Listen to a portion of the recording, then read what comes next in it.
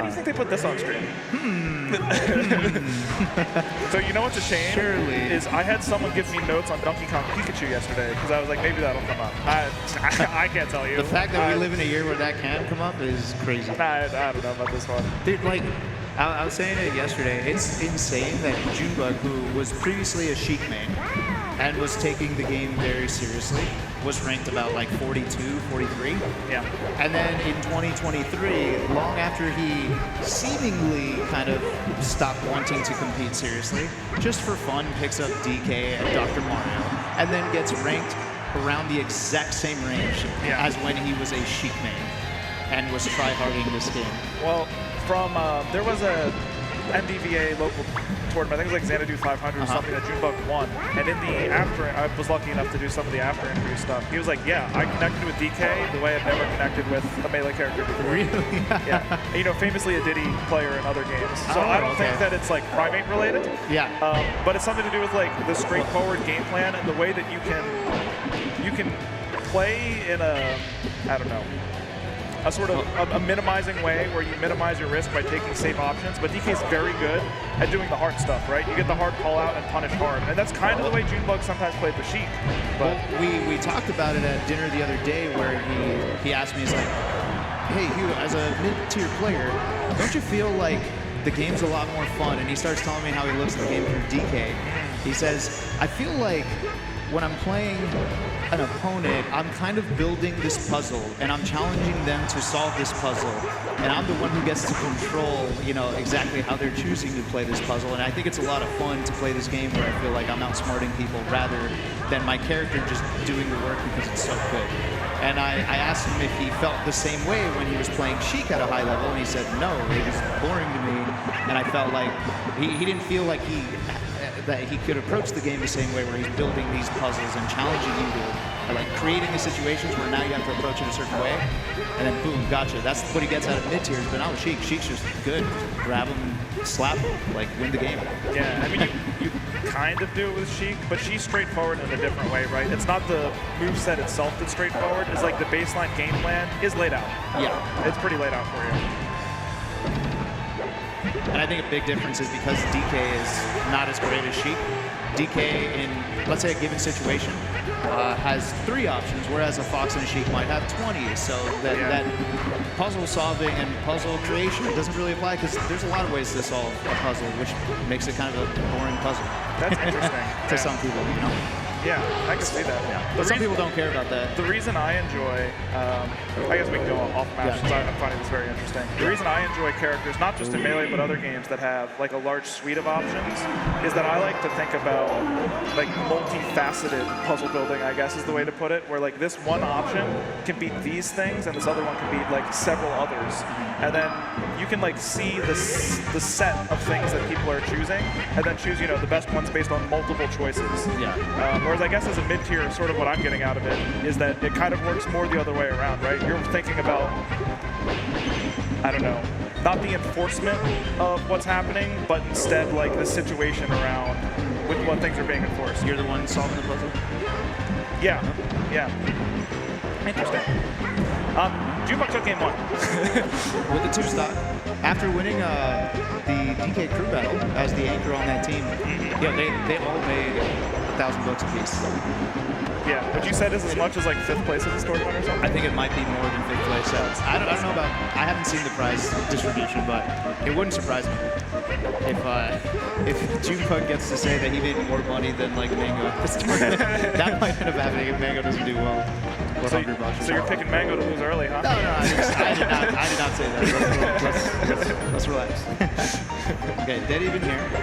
Now, Daniel actually opting for Dreamland, which is interesting. Yes, Yoshi will live a long time, but DK is a tank. DK is going to survive a ton. And if I'm basing it on the crew battle we just saw, Junebug's recovery is very good at DK. I'm just admiring that last combo. I think that's the first punish of that magnitude that we saw from Daniel. It was like almost 100%. It led to a great situation that got him the stock. Yeah, and that DI on that nair actually taking Junebug's stock relatively early. That's an interesting egg idea. You cover the plat with the egg, and then you cover everything underneath with your own hitbox. That's cool. Yeah, I love Yoshi's egg play, where they find ways to just it doesn't have to hit. It's one of those things. It's a cool projectile. It's arching. It's slow. It's impactful, and it just stays in the air. And then you get to work around it. It's like you're providing yourself your own cover fire. There, ties it up. Yeah, ties it up. The thing is that DK against Yoshi actually has some pretty consistent kill confirms, right? A lot of characters like that have to deal with double jump armor and then eventually get them off stage at a really high percent on Dreamland. That killed at like 130-ish. It's pretty good. Yeah, we're seeing a renaissance of all kinds of characters. DK, I think, is next on the lineup. I'm not saying DK is going to win a major anytime soon, but looking good. And I mean, some people are arguing DK over Samus on the tier list. I don't know. What do you think about that? Let's wait till Morse codes run this tournament. Yeah, I mean, I think that it's just a lot of the Samus players are no longer active, right? Like the previously powerful ones. Yeah, but the ones that are coming up are, I think, better than any of us were. Oh, interesting. Weapons and Morse code specifically have been super impressive to me. Anyways. I think it was Morse code that I lost to at my first Smash Con. Oh, really? Pretty sure, yeah. Which, by the way, I think DK does quite well against Samus, so that's not going to help our case. If Junebug runs into Morse code, that's going to be tough.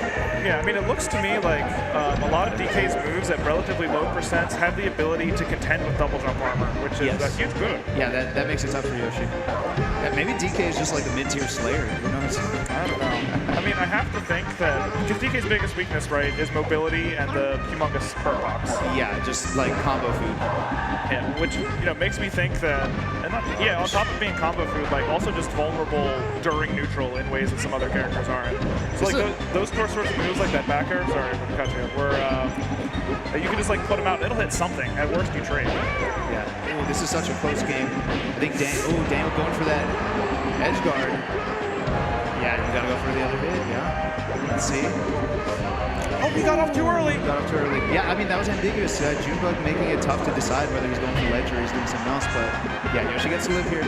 They're both over 140%. One more huge hit is going to do it. Oh, that double jump armor saving. That's it. Yeah. No chance to make it back. Wow, that's such a clutch moment for Daniel. Daniel's looking good. Got up a little early and still kept it together.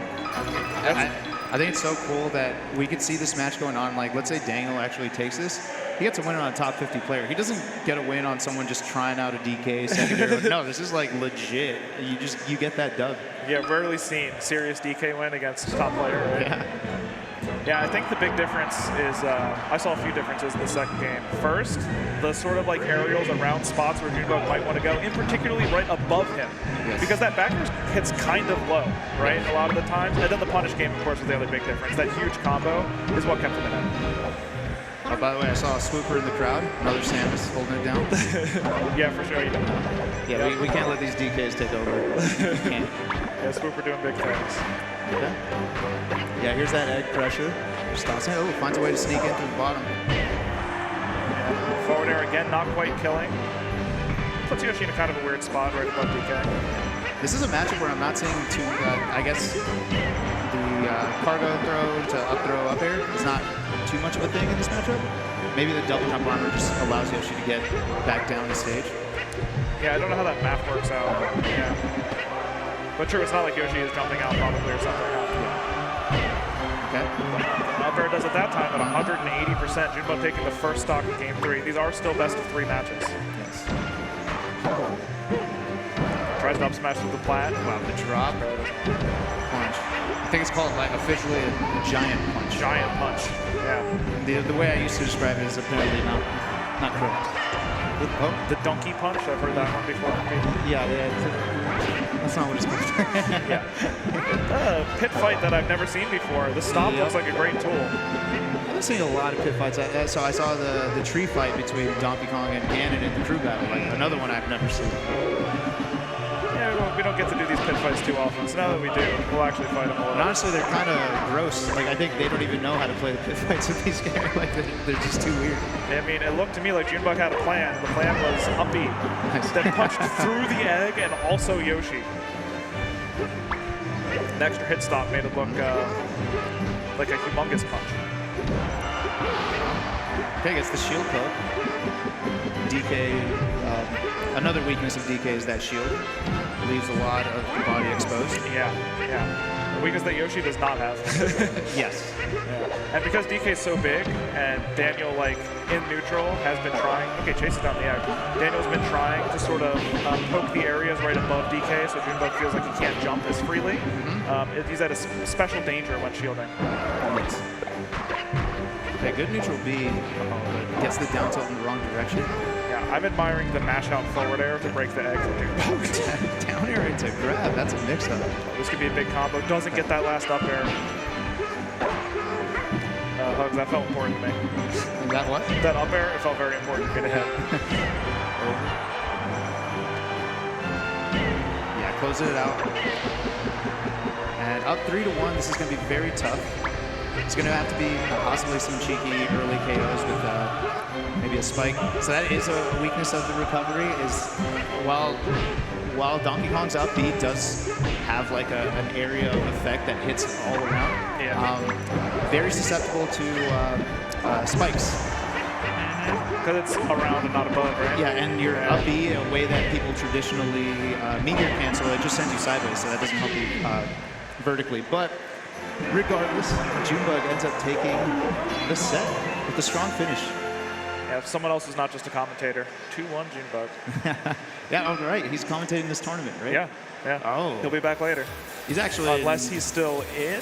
So I know he's commentating top 8. So there's a world where you commentate instead. So, well, if he asked me, I would. But the thing is, typically, I asked Jorge yesterday while we were commentating, because he was still in winner's side of singles. And he said that if he ends up advancing, then he's just going to need to drop out because he's got a job to do here. But do we do that if you make top 8?